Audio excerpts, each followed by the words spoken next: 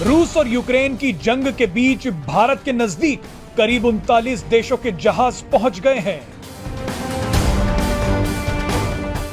इनमें से 13 देश तो अपने खतरनाक जंगी जहाज लेकर पहुंचे हैं। इन 39 देशों में रूस और अमेरिका भी शामिल हैं। यह पहला मौका होगा जब यूक्रेन युद्ध के दौरान रूस और अमेरिका की नौसेना एक साथ खड़ी होंगी और यह सब कुछ हो रहा है भारत के बेहद नजदीक। आपको बता दें कि भारत की मेजबानी में एक बड़ा अंतरराष्ट्रीय नौसेना युद्ध अभ्यास शुरू हो चुका है।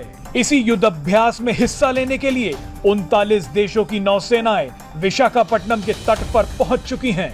सबसे दिलचस्प बात आपको बता दें कि भारत की मेजबानी में हो रहे इस युद्ध अभ्यास में चीन और पाकिस्तान को नहीं बुलाया गया।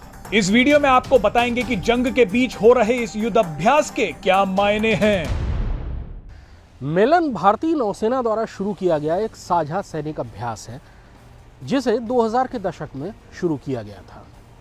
दूसरे साझा अभ्यासों से उलट, जिन अभ्यासों में किसी दुश्मन के खिलाफ कार्रवाई की तैयारी की जाती है, मिलन में समुद्र के जरिए सभी देशों की संपन्नता और खुशहाली के तरीके ढूंढे जाते हैं। इसीलिए इसे पूरी दुनिया ने हाथों हाथ लिया था। मिलन 2022 कई मायनों में खास है, इसलिए भी कि इसमें भारत समेत 40 देशों की नौसेनाएं शामिल हो रही हैं। भारत समेत 14 देशों ने अपने जंगी जहाज भेजे हैं और बाकी देशों ने अपने प्रतिनिधिमंडल भेजे हैं। लेकिन सबसे खास बात यह है कि जहां पूरी दुनिया में तनाव चल रहा है, रूस और अमेरिका एक दूसरे के आमने सामने आने की स्थिति में है, वहीं बंगाल की खाड़ी में विशाखापट्टनम के तट पर रूसी और अमेरिकी नौसेनाएं मिलकर साझा अभ्यास कर रही हैं।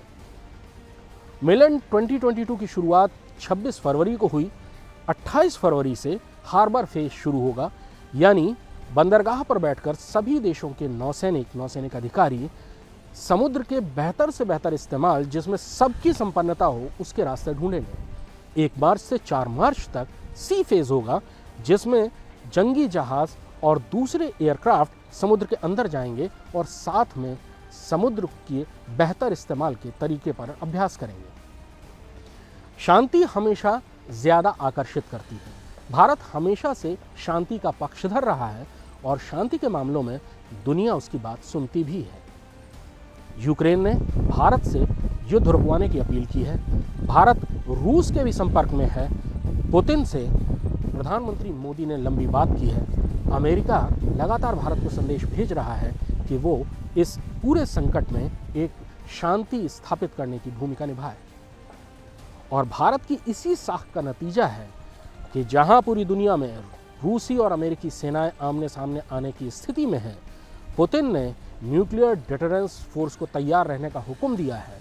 वहीं भारत ने विशाखापट्टनम के तट पर बंगाल की खाड़ी में दोनों देशों की नौसेनाएं साथ में अभ्यास कर रही हैं और वो तरीके ढूंढ रही हैं जिससे समुद्र में शांति स्थापित हो सके और समुद्र के जरिए हर देश की संपन्नता, खुशहाली और प्रगति सुनिश्चित हो सके।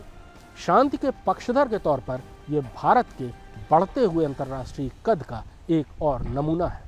Presenting B News app, available on Google Play and App Store. Download it now.